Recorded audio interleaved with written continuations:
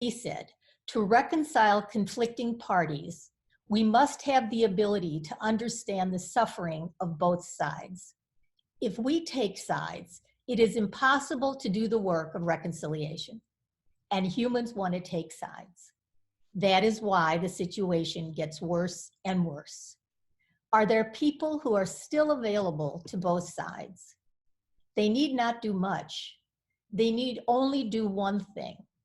Go to one side and tell all about the suffering endured by the other side, and go to the other side and tell all about the suffering endured by this side. That is our chance for peace. That can change the situation. And that is what we do with compassionate mediation. Because what we're trying to do is give each party, or if you're working with an individual, give the individual a chance to come from their highest self, let go of their limiting beliefs, unburden pain from the past, and relate from their heart. And then when they relate from their heart, they can talk about their feelings that they've exiled, the hurt, the sadness, the fear. And their partner can listen to that. Their partner can't listen to the judgments, the you messages. You always do this, you never do that. A lot of people are getting into some very bad habits of communicating. Maybe they're fighting more, maybe they're distancing more, maybe they're doing the dance of fighting and distancing. But now more than ever, the skill of compassionate mediation can be something that you can use with your current clients or future clients to teach them a new way to communicate.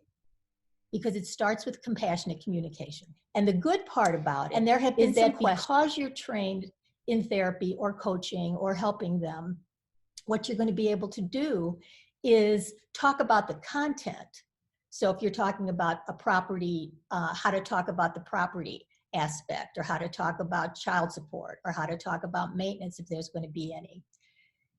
What you need to do is talk about the feelings that come up around these subjects. And far too often we'll be counseling someone and they'll decide they're thinking of a divorce and they want to go to a mediator or they want to hire an attorney. I mentioned to anyone thinking of a divorce that mediation is always the best way to go, whether it's compassionate mediation or any other mediation, because it gives them a chance to speak with each other.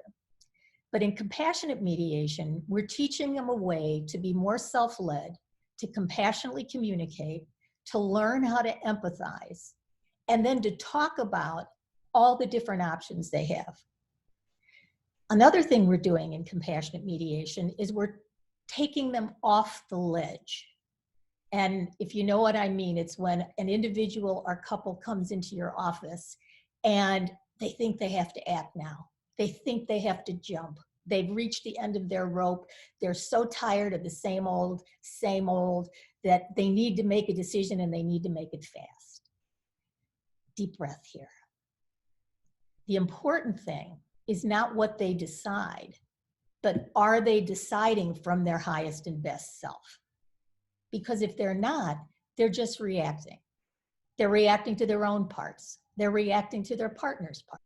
But when it happens in marriage counseling, many people don't bring it up because they think that if they're in marriage counseling, all they're there for is to make the marriage better. And unfortunately, one or both of them may have already been considering, what would it be like to separate? What would it be like to find somebody new? What would it be like to get out of this union? But because they're exiling that part of themselves, they're only showing up with a part that's trying to be invested in counseling, but they're not fully invested in counseling because they're not talking about the part that's thought about leaving. So what we do in compassionate mediation is we make it safe for all parts to come in. The parts that are scared, the parts that are worried, the parts that are angry, the parts that feel betrayed, and the parts that think, I might want to end this. What would that look like?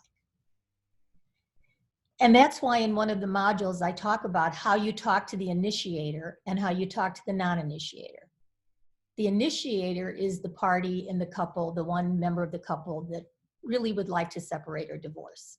And I tell that person that if they don't process some of the feelings that led to their desire to leave, their partner is not going to be part of this process. Their partner is going to pull out.